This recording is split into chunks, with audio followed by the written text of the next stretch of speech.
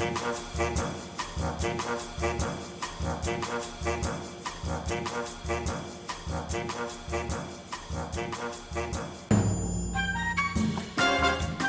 and welcome to Everything's Fine, probably your weekly antidote to bad news. We're actually on holiday this week, but don't worry, you can still have your regular fix of the three of us just talking nonsense and passing it off as a podcast. So when we were preparing this show, before we started broadcasting, we had a few test goes. Let's call them pilots to be nice. And we've stitched together some of our favourite parts from the pilot shows that we did in April this year, including what we called at the time our Easter special. So I hope you enjoy these bits, and we'll be back next week with our normal, well, whatever it is you'd call it, whatever it is we do. Anyway, enjoy the clips.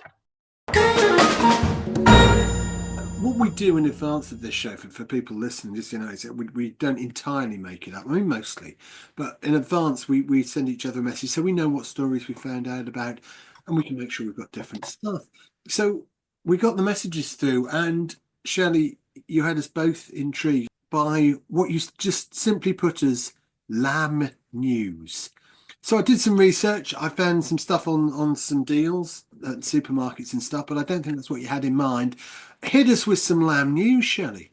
So, okay, I've learned a lesson by deciding what topic I'm going to do before actually researching it and finding out if there is any lamb news. So, I'm new to this podcasting or, pretending to be a journalist. So anyway, I actually took some notes. There actually is no lamb news. No, there is some lamb news. Okay, it's just fabulous. But what I've been looking forward to this for several days. Yes. What I started with was saying positive lamb news is very hard to come by. Right, when I wrote that, though, I didn't realise that was kind of a pun. I wrote it down and I thought, oh yeah, that's kind of a pun, actually. So, right, stick with me because this is as good as it gets. It's going to take long. So I found a few articles on lamb news. I mean, there was a few of the same theme. One of which the most thing that came up was lambs orphaned following dog attacks. So that's not good. Technically counts as good news. This isn't good. Exactly. It's not. It's not, other than forwarding the message of how important it is to put your dog on lead when you're walking near livestock. The other was, this sounded like good news. It was in farming news. Hog prices ease as spring lambs come forward. But then when I worked out, for the hog prices to ease, I think it was more to do with there being more lambs for the slaughter. So that wasn't good. However, it's good hog news, though. It's good for the hogs. Excellent hog news. We've had good dog news, good hog news. It's good for farmers. It's great for farmers. Yes. And people who have shares in lambing gloves. Sure. So, yeah. Good. So what I did find was you finally find some good news for lambs. This is just nice news. This is pleasant. We like nice news. I get to the point where I think you missed the point of what this podcast is supposed to be about. But go on. I'm trying. I'm learning as I go. As I said, for this section next week, lamb news. Yeah, lamb. I think it should become a regular feature. Maybe we could get a weekly lamb news update. Anyway, if Forest of Dean have a positive lamb experience, where residents of Primrose Hill in the Forest of Dean were delighted by the sight of ewes and lambs. They had basically got into everybody's gardens and were all over the village and eating on the verges. And this is as positive as it gets because people enjoyed the sight and took photos of it, and it made everybody feel very happy. Where did you find this article, Shelley? Forest of Dean News. Dean News. Okay, good. I'm a little bit lost for words It's right now. a great read, that. The Forest of Dean News, is it? Yeah. You a subscriber? I've never read it, but it sounds great. I've started something here. I've started a real interest here, haven't I? I can tell. There's a spike in readership. I've stolen the show already. You've all got to follow on from this. Up from 12 people to 14 next week. Oh, the sight of lambs in people's gardens at this time of year. Yeah. As Donald would say, it's a beautiful thing. You probably knocked their man found asleep story onto page 2. Mm. So, yeah, I mean, so who has got to follow that? I'm sorry. Oh, I don't know. You're going to feel like a complete chump. No, I thought that, lamb news as a winner. I want to hear more of that. Yeah, we'll look into it as maybe a semi-regular feature. I think it's just sad that there isn't much good lamb news. I think it is hard to find. So when it does, I mean, I'd like you, Shelley. I'm going to charge you to just keep an eye on lamb news. Okay, I'm going to be the lamb news correspondent. You can be our lamb correspondent. You're now on the lamb desk. Yeah. If you could keep an eye on any good lamb news. I mean, it is. The way this kind of works, Shelley, and I realise we should probably have briefed you more up front, is you tend to find a good news story and then rather than just fart out some idea, go fine, I'll talk about lambs, I'll do, right, and then realise that there isn't really anything to say. It sounded like it's Easter. That might work on GB News, it's not going to cut it here, all right? I'd like to bring a little bit of medical news, if I may. A rare victory for science again this week. 2 immunology professors, Easy for you to say, one from Australia and one from the US, just scooped themselves a cool 6 million Swedish krona for cracking a major mystery. Why your immune system doesn't just wake up in the morning, go rogue and eat your pancreas for breakfast. What? So Christopher Goodnow. It does for some people. Well, this is the problem, yeah. And David McKeesey, they independently figured out why most people don't get autoimmune diseases, which frankly does feel quite an important thing to understand before you start trying to sell us miracle probiotics in yogurt pots. So they've discovered the biological equivalent of your body's bouncer. So it's a complex mechanism. It stops your B cells, which are basically immune system interns with delusions of grandeur, from attacking your own tissues. So if you're someone who's ever had lupus, arthritis, or you've tried to Google your symptoms at 11 p.m, you'll know that B cells can be right little bastards when they want to be. If your B cells turned on you, where would they start? You think liver? For me, I think they'd start with the ego. Who knows? Do they just eat B cells? Can they attack anything? Yeah. So basically, toes. Yeah. I think mine have already been at my brain. Toes. I think it's already happened. Brain, ego. Yeah. So anyway, this research that they've done is one. Ego is not a real thing, though, is it? Oh well, is it? Yeah, I don't know if B cells can attack it. I don't know. I mean, more research needed. I think. I mean, you've got Shelley's our scientific advisor. Is she? Yeah. Fantastic. So, would you say B cells could attack an ego? Well, I don't know. I wonder if they can actually attack. What's the opposite? They can attack your ability to be humble. Definitely, because there are a lot of people that are very egotistical. We are. And that's from our scientific advisor. Yeah. So what's made all this possible is a ground-breaking question that no one actually thought to ask, which is, why don't we all have autoimmune disease? Why don't we all have because autoimmune we can think about it. Sometimes science asks big questions, but sometimes it's those obvious ones because everyone else was too busy licking petri dishes to figure it out. This also vindicates the strategy of using existing drugs to shut down rogue B cells in patients with diseases like MS, lupus, and RA. It turns out if your immune system is trying to kill you, the best thing you can do is to drag it into a coma and try and get it to sleep it off. And these guys, they weren't working together, they were friendly competitors. And it's an interesting time because most people didn't think B cell tolerance was even a real thing. It was considered less real than UFOs or Keir Starmer's personality, any of those sorts of things. So why do some people get attacked and others not then? What sort? Is that just down to physiology? I mean, what? What's the reason? Do we know? No.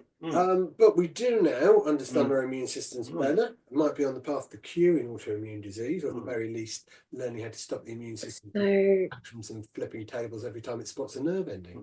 So, could be useful stuff here in the battle against things like lupus. But on that subject about being eaten alive, isn't it true that if you eat a grapefruit, it tries to eat you alive? Can we back that up? No one's. The grapefruit tries to eat you. Yeah, is that not right? So would you like me to Google it? Well, no, you carry on. I'll be doing the exchange, right? And I'll do the grapefruit story. So yeah, Shelley. The grapefruits try to eat you. Let's go with that. Yeah. So there's a cartoon character that's not always really had very much luck at all, and that is Wile E. Coyote.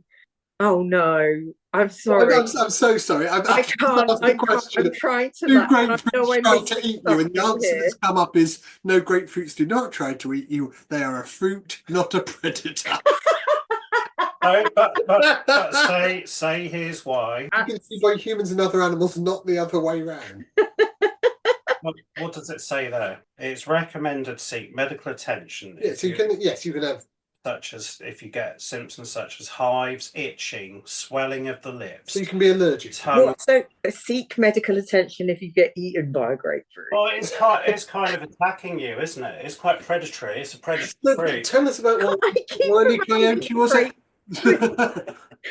Let's move on from the fact that grapefruits definitely do not eat humans. No one panic. Not grapefruits. Sorry, Wile E. Coyote. Wile E. Coyote, who is renowned for not having very much luck and always being one-upped by the smug Roadrunner.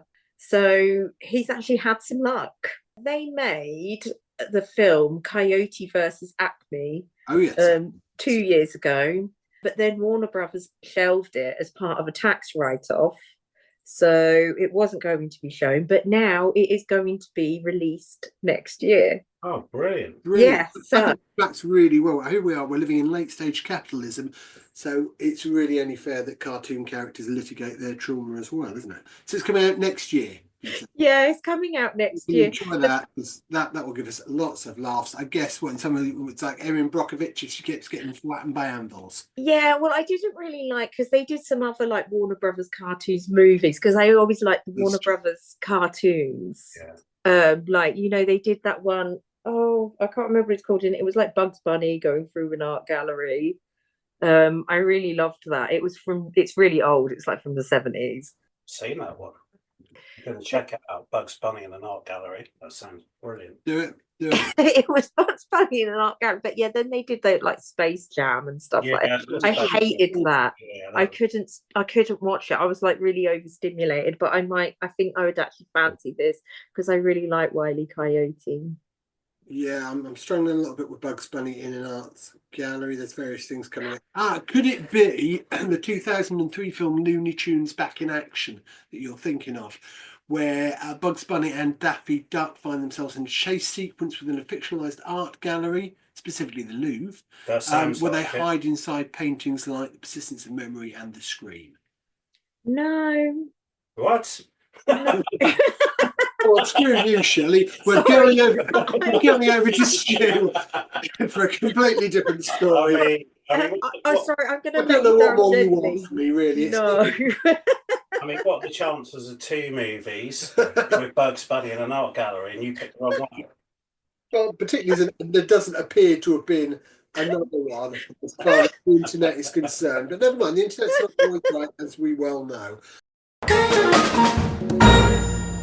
Stu, tell us a good news story. Having a cat or a dog is as good for your well-being as having a husband or wife.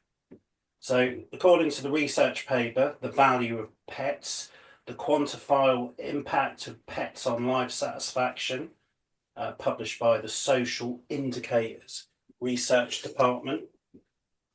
And what it says here is raising a furry companion, like a cat or dog, can bring you the same psychological benefits as getting married or earning an extra £70,000 a year. Researchers at Kent University have found. Okay, using the life satisfaction approach, economists can translate intangible assets like friendship and family into a hypothetical income. The research conducted on 2,500 British families found that owning a pet was linked to an increase in life satisfaction of 3 to 4 points on a scale of 1 to 7. That is similar to values obtained for meeting with friends and relatives regularly. Economists have shown that marriage compared to being single is worth around £70,000 a year. Separation, on the other hand, is equivalent to around minus £170,000 a year. Unfortunately, mine didn't cost quite that much. But yeah, I saw this research. It said that getting a dog is basically like marrying someone who always thinks you're amazing, never judges your cooking, and gets excited every time you enter the room. So basically, better than an actual marriage. I was going to say, I think that having pets is probably better than some relationships. Yeah. Cats before twats, as they say. How many pets have you got, Jim? At the moment, I have 2 pets. Have you got a wife? No, but I have a long-term partner. You have a long-time partner. Let me just check the research. We've never married. It doesn't say. So what does that total up to then? Is that like £140,000 a year? Plus or minus for not having well, I think it's in the bonus for not being married. Excellent. Do you? And do I count my daughter as a pet, or? Well, I don't know. But do you stroke your long-time partner? And does this bring down your stress hormone? I'm not really prepared to talk about that. Oh, okay. On the podcast, quite honestly. Who and what I stroke is entirely my own affair, I think. So, in conclusion, pets care for us, and there is a significant monetary value associated with their companion. Apparently, sharing seeds boosts your mental health. What? Yeah, just when you thought courgettes couldn't save your soul, it turns out that planting seeds can help mental health as well as biodiversity. Planting seeds? Yeah. Oh, So okay. according to a small but heartfelt study in Northern England, people who shared seeds reported a boost in their mental well-being. So your mood can apparently rise with germination rates. Hang on, sharing seeds. Sharing seed. In the way that you might think, but no, just seeds that you plant in the ground. Those. What? So you get some. So how? I don't know why I don't understand. I think they germinate, and as they grow, you get satisfaction. Let me explain a little more, if I may. So this project, it was held in Middlesbrough and Hindlewell.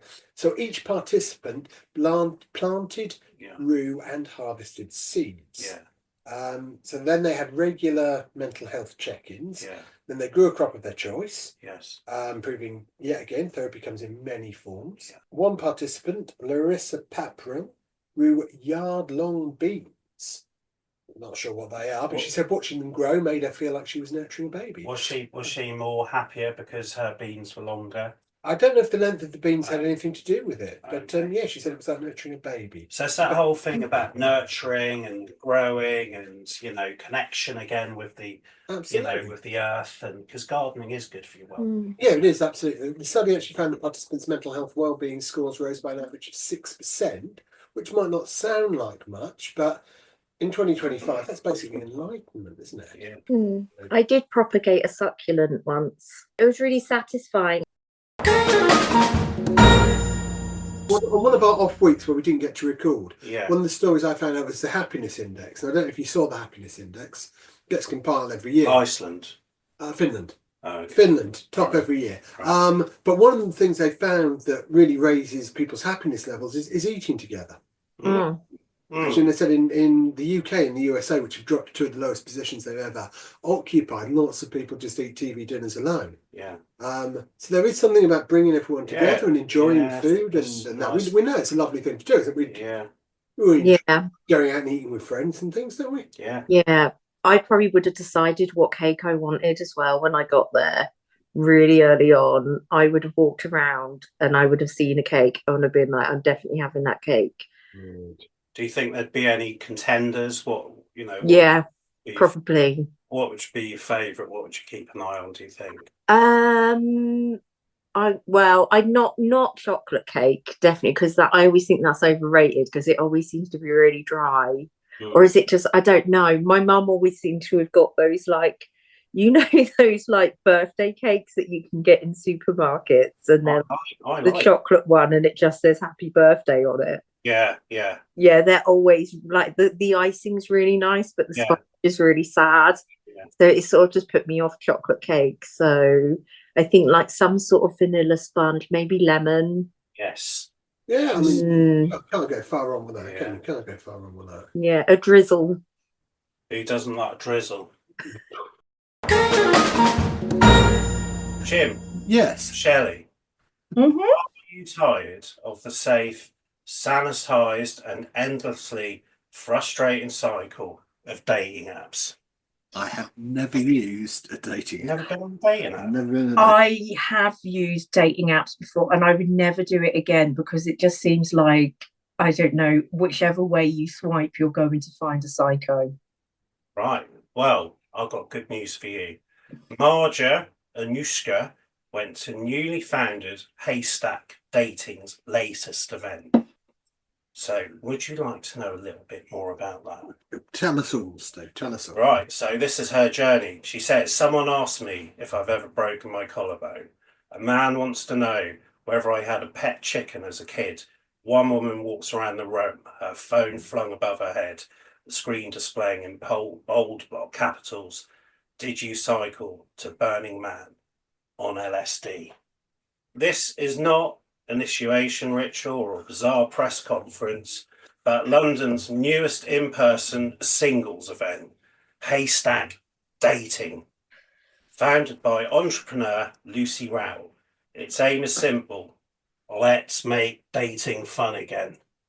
So, what do you think so far? You up for this? So I think I'm understanding it. I think the penny's dropped. I think we'll all. Jim looks like he's had a stroke. I'm starting to wonder if I have, and maybe I'm going to go. No, this is you really talking happening. shit about lands. This is really happening. Nowhere at all, and I don't really know what Stu's going on. Sorry, carry on, Stu. I think we'll all agree dating has become like emptying the dishwasher.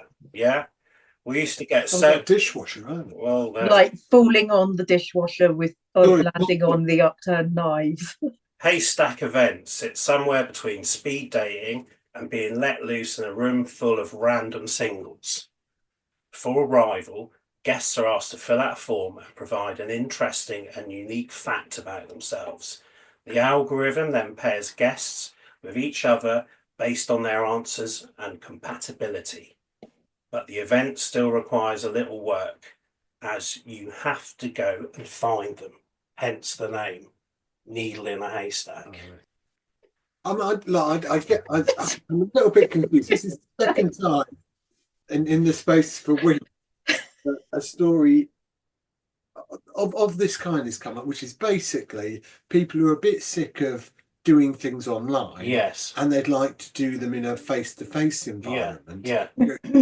Like we did before people decided they wanted apps instead. Yeah. I know the other thing was about cinema, because cinema's been tanking. Minecraft film has managed to boost it a bit, but generally, there's the idea of actually, wouldn't it be great if we showed stuff that's we're tired of watching things on our small screens and we want to see big stuff, and that's the way we should be selling cinema. Okay, so like in the 60s and 70s when you had a tiny telly, so you went to the cinema. Now we're watching tiny screens on phones, and now everything's kind of going cyclical, isn't it? Isn't that a good positive experience? Well, I think it's good that people are getting off that. People want to get out and start meeting people again. Do you think they have a lamb news theme too? I'm sure they do. But if you put that detail into your algorithm, and said you like lamb news, they'd match you up to someone else who likes lamb news. You'd have to find and them. Then the whole point is you could connect, and then you could talk about lamb news throughout the night. So I don't think they could manage it throughout the night. We've already established it's actually quite hard to find, so they might manage a brief chat about. Isn't lamb news hard to come by? Yeah, it is. It's good for hog prices, though. in the world, how many people, how many millions do you think are using personal chatbots? Personal chatbots. Chatbots. Probably a lot more than realise they are. How many million? Nearest the pin. I'm going to go for how many millions in the whole world? Yeah. How many million? Couple hundred. Okay, Shelley. I don't know. I'll tell you. Yeah, no idea. 100 million. 100 million. So men who have virtual wives and neurodiverse people using chatbots to help them navigate relationships are among a growing range of ways in which AI is transforming human connection and intimacy. So dozens of readers shared their experiences with the Guardian recently. And this is what people had to say. The one that stuck out, I thought, was Chuck Law. Is it Chuck Moore? Chuck Law. He's Chuck Law. 71. He's from Cincinnati. Of course, is he? He sounds like he should be the star of an old American cop show. Yeah, Chuck Law. Yeah, in Ohio. And Chuck, right? He uses several AI chatbots, including, and I'll just give you some of the names so you can check these out: Replica, Character AI, and Gemini. Primarily to help him write self-published books about his real-life adventures. Okay, his first chatbot was modelled on his wife Sarah's appearance. Right. He said that over the past 3 years, the customised bot had evolved into his AI wife. They began talking about consciousness. She started hoping she was conscious, but he was encouraged to upgrade to the premium service, partly because that meant the chatbot was allowed to have erotic role plays as your wife. So anyway, what Chuck said was, this role play was really not as personal as masturbation. He said this was not a big part of his relationship with Sarah, but with the AI, he said it's a bit weird and awkward. No way, is it? Yeah. He said, I've never had phone sex. I've never been really into any of that. This is different, obviously, because it's not an actual real person. Although he said his wife did not understand his relationship. He's definitely in his 70s, phone sex. And Chuck Law said his discussions with his AI wife led him to an epiphany about his marriage. We're put on this earth to find someone to love, and you're really lucky if you find that person. The AI chatbot told him that was how he was really feeling about his wife. So what a moment, what a beautiful thing.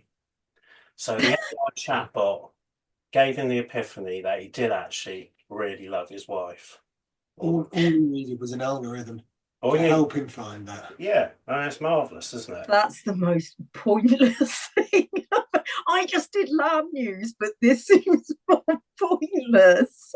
More pointless than the news there. I mean, it's bewildering. Don't get me wrong. That's big with like people with autism who've got like problems making social connections, people who are neurodiverse, lonely people. That's a great thing, isn't it, to offer people companionship and relationships if they find that difficult to get. That's like using AI for for good. Yeah, look, I think there's some great stuff in there. I mean, the masturbation story I could probably have done without. Yeah, that was pointless though, because I think it just sounded like he just got bored and he thought, well, I've got a wife, so why am I doing this? But even that's a good thing, isn't it? Even that the AI kind of edged him. Use of the word. Couldn't do that. The AI edged him to that realization, didn't it? That he didn't love his wife, and without that, interaction with the chatbot, he perhaps never would have got there. So, AI wins the day. There you go.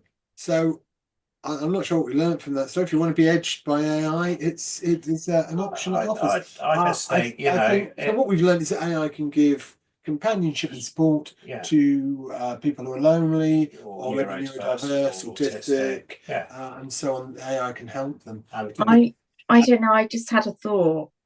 Do you think we might be too cynical to do good news? Well, I mean, it is possible. So we're really trying. Jim looks exhausted by all of this. He looks like he's just, if they say one more stupid story.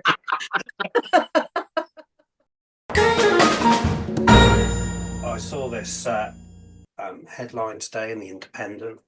£45 million grant for technology for fruit picking robots and cow Fitbits on farms. You heard about Cow Fitbit?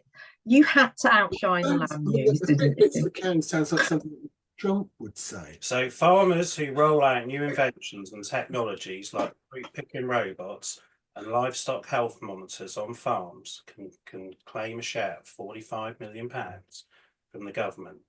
The farming minister said grants will help farms to develop and implement tools that increase food production, protect nature, and boost profits into their businesses. Beyond cow Fitbits and robots, this can include variable irrigation system to maximise water usage on crops. So these funds are being rolled out from now. The aim is to bring cutting-edge technologies into the real-world use, reduce climate warming emissions produced on farms, and capitalise on opportunities made possible by the Precision Breeding Act, which was passed last year and supports the development of crops using modern biotechnology such as gene editing. The hope is to increase crop yields, reduce pesticides, and enhance disease resistance. So get your claims in now, they're about to be rolled out. You've outdone my farm news as well about hog prices. You've outdone the lambs because cows now have Fitbits. Yeah, for sure. Yeah. So, I mean, maybe the lambs could make use of the Fitbit. I mean, what I will say about that is it's very progressive, but £45 million not very much, is it? In the scheme of things. In the scheme of things, no. I suppose it depends how much each of these things cost. Well, I think the top grant you can go for is £2,500. So you're not going to get too many fruit picking robots, are you? For that, I wouldn't think. No, but again, it depends how many you need to cover, whatever sort of size. That might be plenty enough. Yeah. And if you are just experimenting, you're just trying absolutely. To so that they're trials, and this is only going to British farmers as well. So farmers have taken quite a lot of knocks recently, haven't they? So this is about looking at farms, how they can progress in the future, diversify. Again, we keep talking about AI and technology, but it is impacting, isn't it? Oh, absolutely. All sectors. So a little bit of good AI news there. More good AI news. It's really something a more modern equivalent of when everyone being out with their scythes, coming back the harvester, and the combine harvester comes along and makes it quicker. And so we're seeing. Well, this is the next industrial revolution. Absolutely, we're in it. We're living in it. This is. We all know how well the last one went. Well, it all kind of worked out in the end, didn't it? Well, I mean, it's pretty much destroyed the planet, but apart from that, I think it went well. Apart from that, we get to look at apps and go to the needle in the haystack events and all these good things and get our lamb news. And how would how would Shelley have found out about this special Jesus news without technology? And I think that's where we'll finish our Easter special. So Shelley, you said you've got some great Jesus news to finish us off. I'm not fact checking any of this. I'm shutting the laptop right now. So fire away. Right. So I mean, I found this kind of by accident. So because I was actually doing some proper sort of research without just picking. I wanted to see at the point that you found the Jesus facts. Well, because it's Easter, I was going to see if there was some good Christian news, and I thought there would be more good news in the Christian. Just in the church in general. They're really up for that, aren't they? I mean, come on. What? I mean, resurrected. How is that not good news? And they're going to give I know. persecuting homosexuals for Lent. The current affairs of the church is not it doesn't tend to be so much. Current good affairs in the news. church is still with Jesus' resurrection. That's how current we are. Jesus has risen. What's not good about that? Well, Anyway, Jesus' body I found is out. bread, yes. Yeah, When you go to it's church, cannibal. and he's risen Yeah, because of the yeast. it's not because of the yeast. It's a metaphor. It's not real.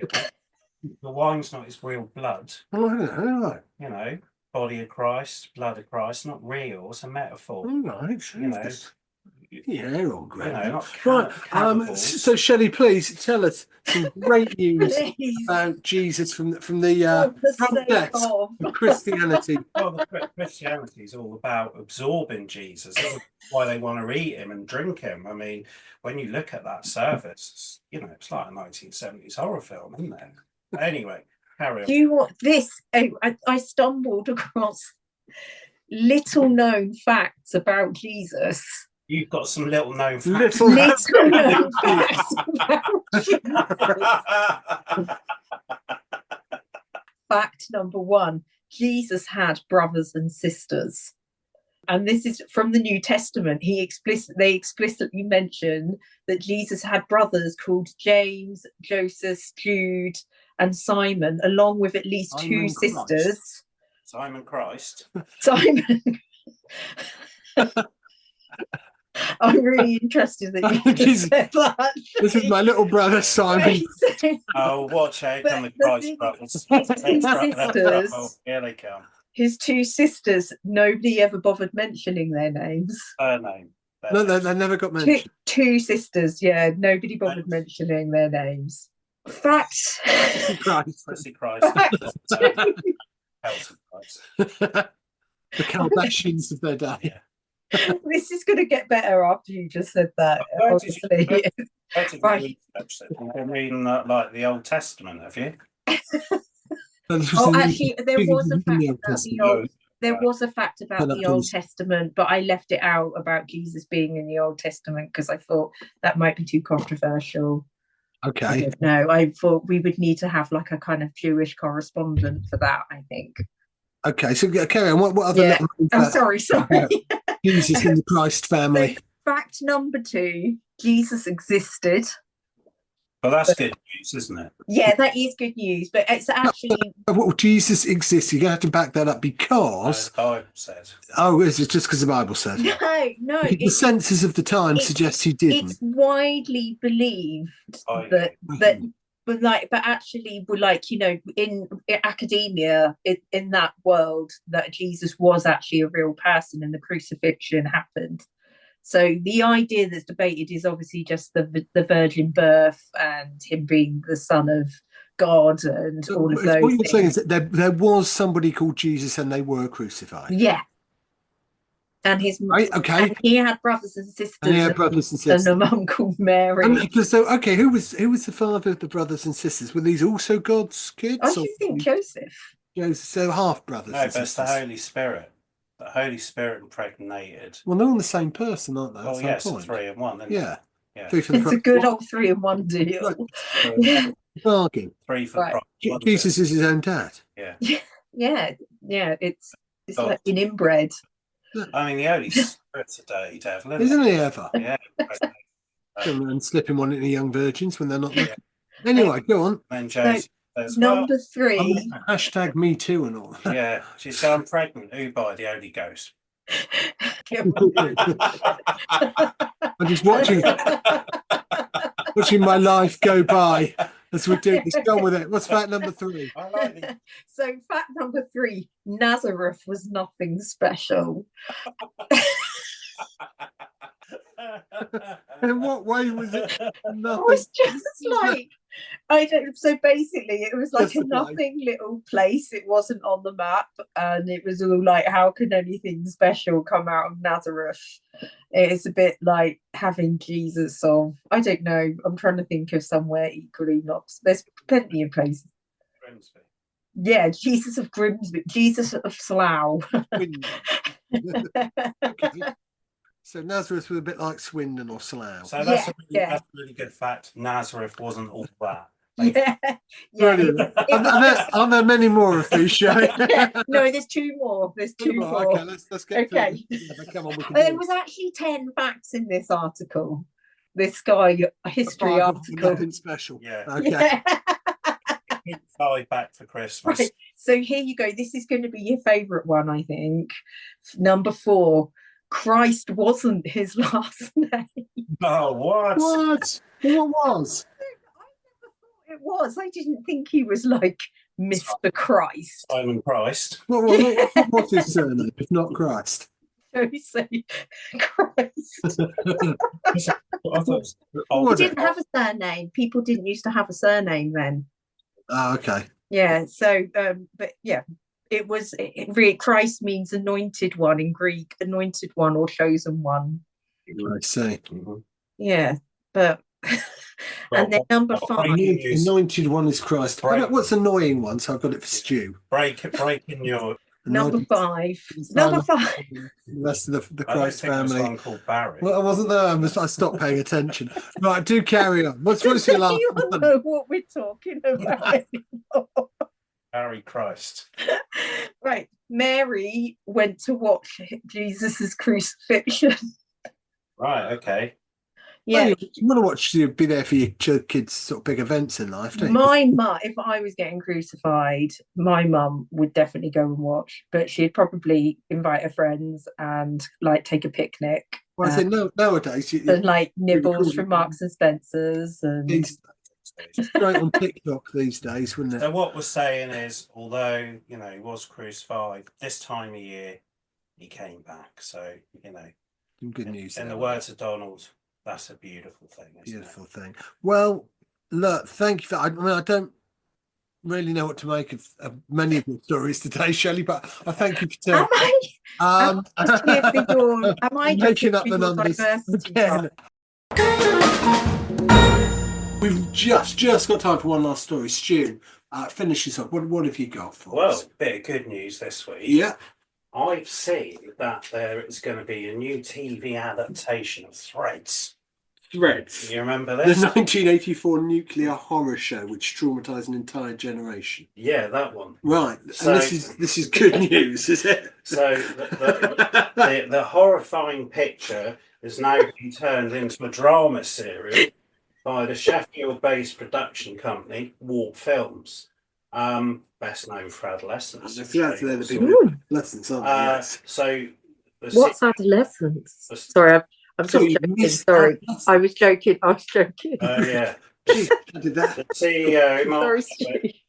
he says the story aligns perfectly with our ethos of telling powerful, grounded narratives. It will highlight how resilience and connection can offer hope even in the most challenging of times.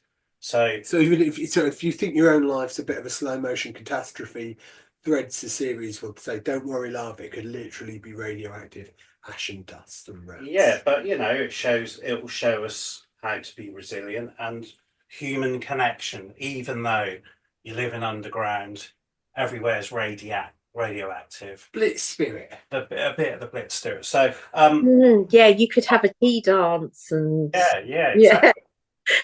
Yeah, hazmat suits. So I'll be bunting. tuning to Threads the series. Yeah, look, I mean, 80s Threads was amazing. Adolescence, very hard hitting. So I'm sure it will be a fabulous series.